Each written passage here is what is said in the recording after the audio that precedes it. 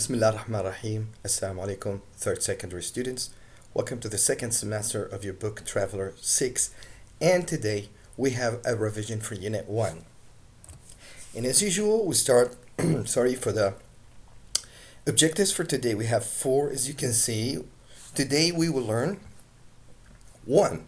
How to apply listening skills. 2. How to read fluently. 3. How to apply the passive. And 4, how to speculate and make a decision. So for number 1, I call on you from now to get your headphones ready because we're going to have some listening. And you will hear 3 sets of conversation and you will have multiple choice questions. Each one has A, B, and C, and 1 is correct. And for 2, we're going to read. I'm going to read for you and I hope you follow with me. And for 3, we're going to remember how to use the passive voice. And finally, 4, we will try to speculate and make a decision, which is a speaking part. So here are some tips and advice for you, so you can start listening. And before you listen, we got some skills and some tips to remember. And also, while we listen, we have some tips and skills to remember. So for number 1, before you start listening, read the options carefully to get a general idea of what you're going to hear. 2, listen carefully to the dialogue and focus on the question. All 3 choices may be referred to the radio program. However, only one of them correctly answers that question. So let's get started with the first conversation, which is a radio program. So you're going to hear a radio program called People Who Have Made a Difference, in which you will hear someone talking about their career as a teacher. You will hear the program in several parts. After each part, you will hear 2 to 4 questions. For each question, choose the correct answer. Let's go. Sorry about that. So, Dan, could you tell our listeners what made you decide to become a teacher? My love of books. I lived in a 1-bedroom apartment in a poor neighborhood with my little brother and my father. My mother died when I was 4. We were always short of cash. There were times when we didn't have electricity because we couldn't pay the bills on time. But we had books, and I soon found out that they could take me anywhere. I could see the world without having to leave my room. I could have exciting adventures and live dangerously without risking my life. 1. Who brought Dan up?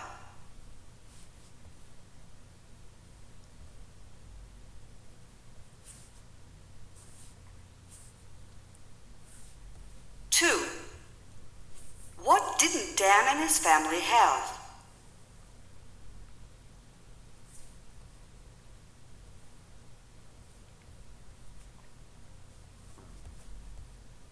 3. What did Dan like doing as a child?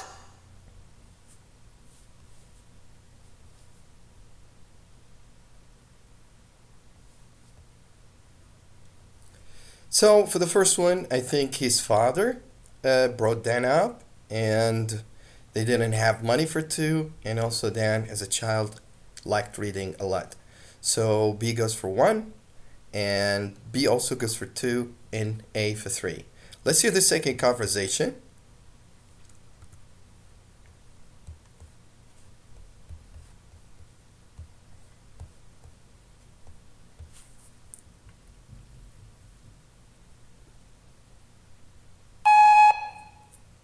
You certainly didn't have it easy. No, I didn't.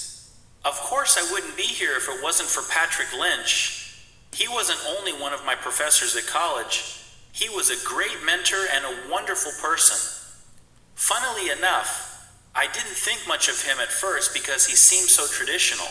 But all that changed once I got to know him better. He was a harsh critic and reduced me to tears on many occasions. However, I learned a lot from him and entered my profession with excitement and confidence instead of fear.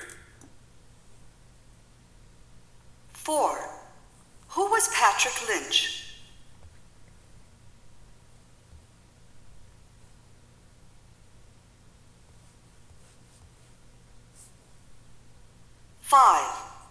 What was Dan's first impression of Patrick?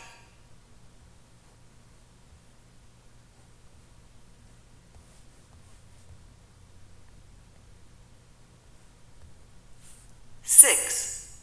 How did Dan feel when he started teaching?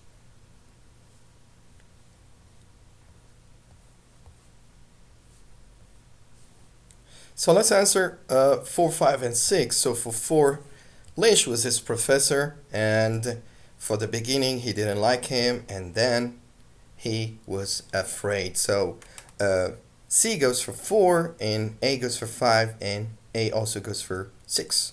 Let's hear another conversation also about Lynch or his, friend.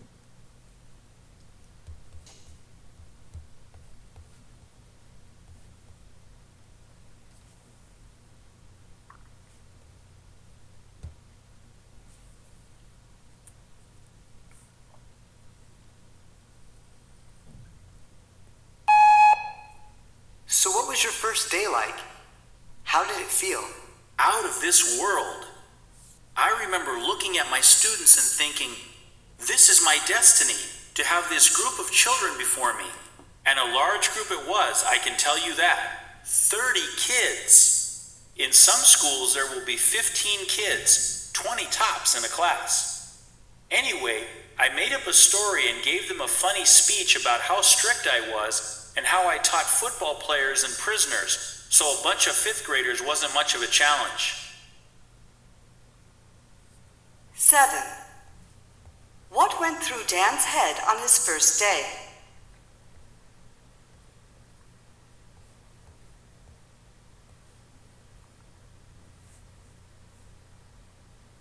Eight.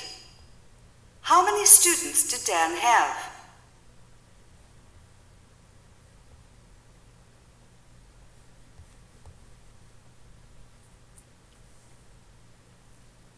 9. Who were Dan's first students?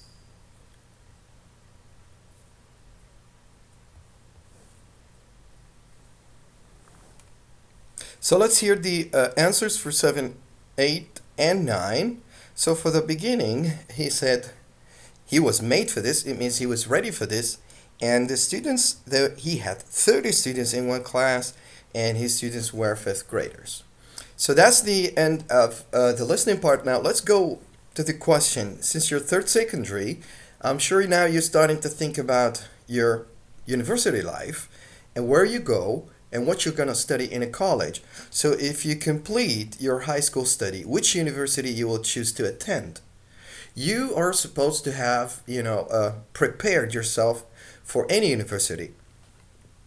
Are you going to study inside Saudi Arabia? Are you going to travel to Europe or US or Canada? So it means you should have decided and really get yourself ready to know too many things about where you're going to study at.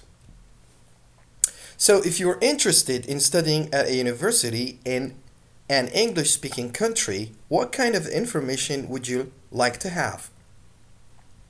Would you like to have, some kind of information about the curriculum, about their English program, about their, technology they use, the books, and the fees, and any other papers that you need? You need to know all about these information.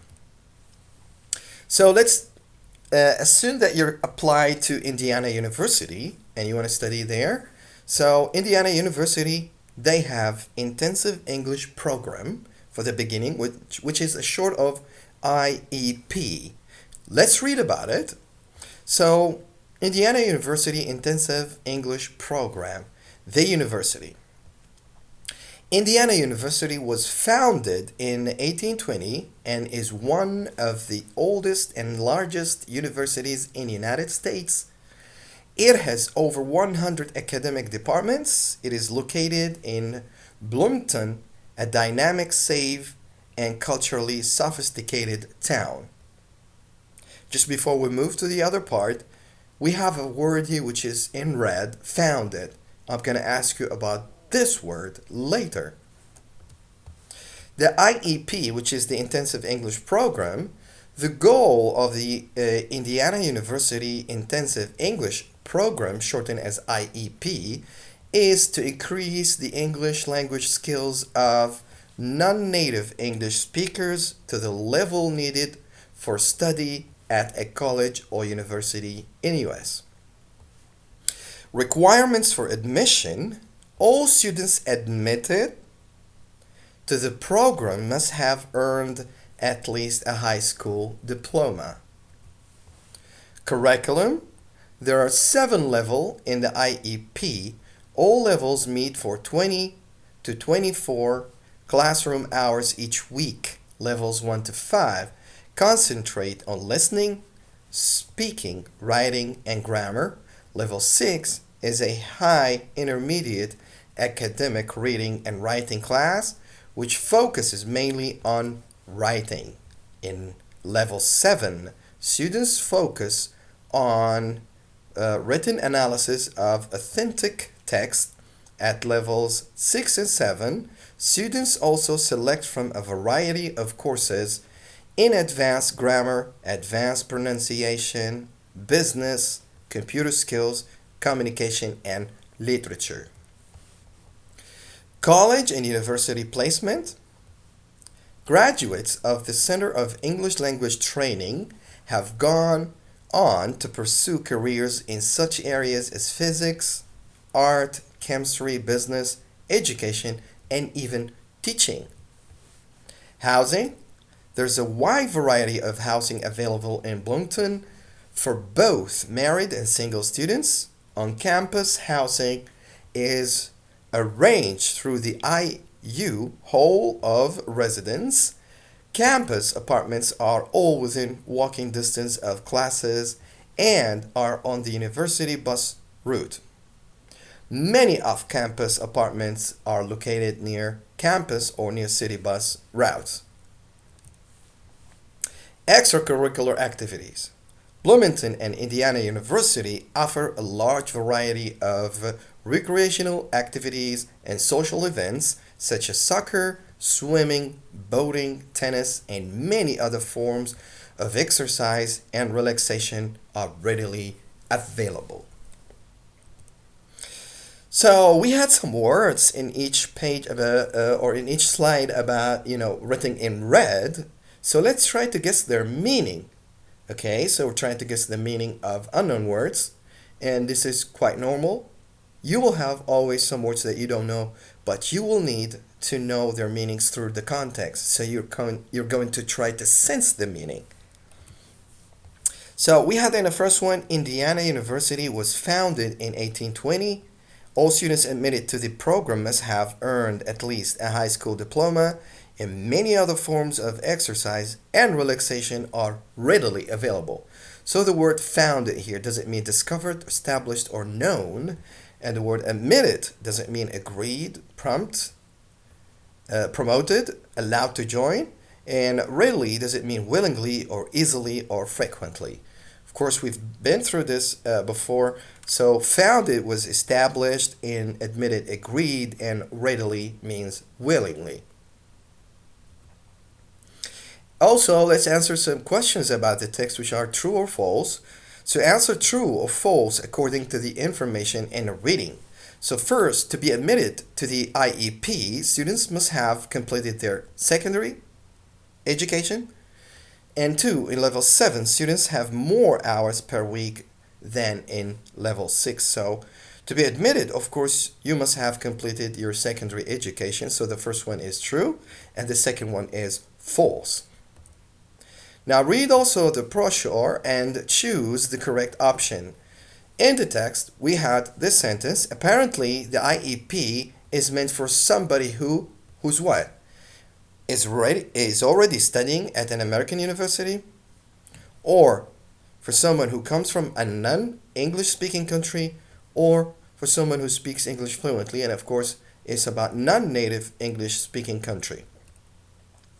Also, number 2, according to the passage, after completing the IEP, students can do what? A, can have the necessary background to attend a university in the US, or can begin working for your university, or get a degree in English. And of course, they have what they need or the necessary background to attend university in the US. And three, students on the IEP intensive English program usually stay up late at night, have to study at least 24 hours per week, or have access to lots of entertainment. Of course, they have lots of entertainment to go to, and that was the last part of the reading. What kind of extracurriculum events does your school organize? Every school maybe have an open day. They also have a sports day. They have, a healthy food day. Too many, extracurricular celebration gathering they do, because the school is not only about books, also the school is a social community. So let's try to speak with you. You're trying in the classroom to have a speaking lesson, and you have students A and student B, or group A and group B, and they exchange opinions and questions and answers, and each one has to defend his own point of view. So you need to reach out for a decision. How do we reach out for the decision? So work in pairs. Students A read the situation, look at the pictures and ask the questions, and then student B read the information and answer students A's questions. Let's take an example. If you were in a situation like this: I am the president of the student council. We have decided to organize an extracurricular event that will bring the students together. However, first we want to hear from other students like you about which option you think would be best. So you have the first option. You're trying to do some kind of an art exhibition held indoors, like this photo here. So you have advantages and disadvantages, and you need to convince others with the advantages and disadvantages. So the advantages for the art exhibition: one, students could submit and sell their own artwork. It is inexpensive to organize, and it isn't affected by weather conditions. So it's inside doors. It doesn't take too much money, so it's cheap to organize. And whatever happens outside with the weather, you don't care because it's indoors. One disadvantage: it might not be popular with students who are not artistic. Some students don't like arts, they don't like drawing, maybe they like football. So it's not gonna be, it's not gonna cover all students. Very few students maybe would go to the art exhibition. If we move to another option, you see these students in a school. The second option, you trying to do an outdoor sports day. So it has advantages and disadvantages. The first advantage is it would appeal to a wide range of students. Many students will come because some would like football, some would like basketball, volleyball, swimming, etc. So it's possible to raise money by selling refreshments. So there will be refreshments. Students would like to buy some cookies, some juice, some sandwiches. So you can raise some money. And also it has two disadvantages. It's expensive to organize, and also success depends on good weather. So if there's a storm or a windy day or a dusty storm, you're going to cancel this. So what we have learned today, actually, we learned how to apply in the listening skills. We got multiple choice questions, and we read about Indiana University, and also we tried to speculate and make a decision throughout speaking. So that was all for today. These are the references. Now, for more information and lessons, you can visit our website, follow us on Twitter, and call us on this number. Thank you all for being here, and until I see you again, have a good day, and assalamu alaikum.